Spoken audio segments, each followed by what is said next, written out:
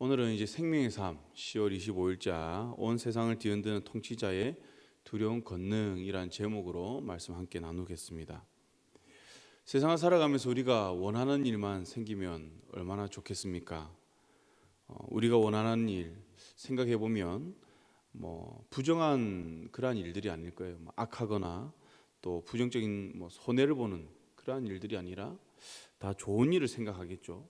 내가 건강하고 내 가정이 평안하고 내가 지금 하는 사업장이 잘 운영되고 또 직장에서 승승장구하고 우리 자녀들이 또 세상에 나가서 또 성공하는 그러한 일들 우리가 보통 이제 바라죠. 또 원하는 일이기도 하고. 그래서 우리에게 유익되는 일, 긍정적인 일을 우리는 대부분 원합니다. 그런데 우리 인생이 그렇지 않다는 것을 저보다 여러분들이 더 잘 아시겠죠. 그래서 오늘 본문에 보면 욥도 그렇습니다. 욥도 계속되는 친구들의 그러한 정죄와 자신의 변호를 이어가는데 욥도 너무 헷갈리는 겁니다. 자기 인생을 돌아봤을 때 내가 뭘 그렇게 잘못했는가, 이러한 생각에 지금 내가 이렇게 고통받을 만한 이 일을 내가 했는가, 그런 것 때문에 많이 이렇게 헷갈리는 거죠. 친구들에게는 변론을 하지만 하나님과 그와의 관계에서는 계속되는 그런 이제 물음이 있다는 것입니다. 그리고 친구들의 그러한 말도 그렇게 틀린 말도 아닙니다. 고대 시대에는 어떤 병에 걸리거나 안 좋은 일이 생겼다. 그러면 이제 그 신에게 잘못했기 때문에 이 신이 노하여서 나에게 벌을 준다. 이런 사고가 있었습니다. 그래서 그 신의 마음을 달래기 위해서 제사를 지내는 거죠. 그러면서 이제 인신제사도 지내게 되고, 욥 역시 이러한 시대적 관점에서 자기의 처지를 바라봤을 때 분명히 자기도 뭔가 하나님께서 못마땅한 부분이 있지 않았을까, 이런 이제 생각을 하게 된다는 거죠. 근데 그걸 모르니까 너무 답답한 겁니다. 알면은 해결할 수 있겠는데. 근데 이제 친구 소발이 이제 그런 말을 합니다. 내가 하나님의 오묘함을 어찌 능히 측량하며 젖는 자는 어찌 능히 완전히 알겠느냐. 이렇게 하면서 하나님이 무한하신 그 전능하심을 이야기하는데요. 욥도 그것을 인정합니다. 그러면서 오늘 이 변론에 있어서 욥은 그렇게 말하는 너 역시도 하나님을 모른다, 이렇게 말을 하는 거죠. 그래서 욥도 오늘 말씀 14절을 보면 그가 헐으신즉 다시 세울 수 없다라는 말을 통해서 하나님의 절대 권능을 강조하고 있습니다. 근데 14절을 보면 이제 헐다라는 이 단어가 나오죠. 이 헐다라는 단어는 세우다의 반대말이 될 수가 있습니다. 그래서 보통 이 헐다라는 이 의미를 우리가 보면 부정적인 의미죠. 멸망하다, 그리고 파괴, 죽음, 또 몰락, 이런 이제 의미가 이 단어에 숨어져 있습니다. 15절도 그렇죠. 물을 막으신 즉, 그리고 물을 보내신 즉, 이렇게 하면서 부정적인 그 의미와 긍정적인 의미를 같이 사용하고 있습니다. 이를 통해서 욥은 파괴, 죽음, 몰락, 그리고 마름, 벌거벗겨짐, 이러한 모든 부정적인 그리고 재앙적인 이러한 모습 또한 하나님의 주권 아래 있다, 이렇게 친구에게 이야기하는 거예요. 그러니까 지금 내가 고난 가운데 있지만 이것도 하나님의 주권 안에 있다, 이것마저도. 그렇다고 하나님께 악한 속성이 있느냐? 그게 아닙니다. 하나님은 선하시고 그 인자하심이 영원하다, 성경에서는 그렇게 말씀합니다.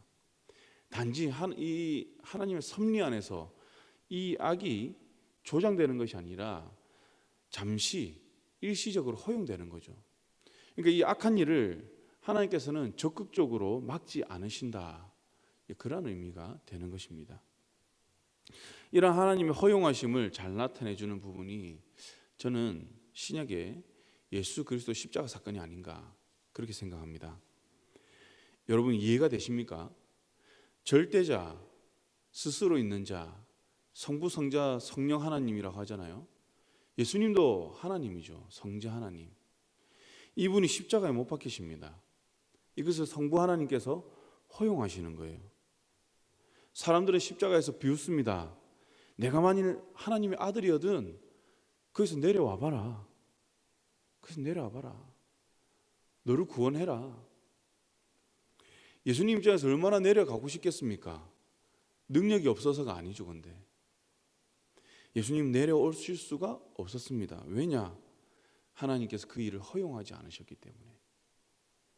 그래서 예수님께서도 엘리 라마 사박다니, 나의 하나님 나의 하나님 어찌하여 나를 버리셨나이까 라고 하면서 십자가에서 죽으셨습니다. 죄 없는 분이 그 십자가에서 죽으신 거라는 거죠. 여러분, 이 일이 선한 일인가요? 긍정적인 일인가요? 물론 우리 입장에서 보면 너무나도 감사하고 긍정적인 일이지만 예수님 당사자에게 보면 이건 너무나 고통스러운 일이잖아요. 그와 같은 일이 욥에게도 일어난다는 것입니다. 우리가 사회에서 이제 죄를 지은 사람 보면 어떻습니까? 그 죄를 짓고 거기에 대해서 정당한 벌을 받지 않으면 우리는 불의하다 이야기를 하죠. 또 억울하게 누명 써서 감옥에 가는 사람, 그러한 사람들을 두고 법은 불의하다고 이야기를 합니다. 이 십자가 사건 얼마나 불의한 일입니까? 그러나 하나님께서는 이 일을 허용하셨습니다. 왜요? 우리를 죄에서 구원하시기 위해, 이를 믿는 자를 하나님의 영광에 이르게 하기 위해서, 죄로 인해 죽어 마땅한 인생을 구원하기 위해서 허용하신다는 거죠. 욥의 삶도 그렇습니다. 그는 율법적으로 죄를 지은 것이 없습니다. 제가 지난번에 말씀드렸지만 욥은 하나님께서 무엇이라고 했습니까? 의인이라고 이야기를 하죠. 하나님께 칭찬받는 사람이에요. 의인으로서 지금 고통받고 있는 것입니다. 그 불의를 행해서가 아니에요. 단지 이 모든 일, 우리의 성경을 통해서 알 수 있지만 욥은 이 모든 일 알 수 없다는 겁니다. 그러니까 하나님의 그 섭리 안에서 지금 이루어지고 있는 것이죠. 그 하나님의 섭리, 우리가 다 알 수 있으면 너무나 좋겠지만 하나님께서 보여주시기 전까지는 우리가 알 수 없습니다. 그 무한한 지혜를 우리가 깨달을 수 없다는 거죠. 우리 삶 그렇잖아요. 지금 우리가 당하는 고난, 지금은 잘 모르겠습니다. 하나님 무슨 뜻을 가지고 이 일을 하실까? 우리 교회에 지금 이제 담임 목사님이 이제 거의 청빙 막바지 왔잖아요. 이런 모든 가정 가운데 왜 이런 일을 허락하셨을까?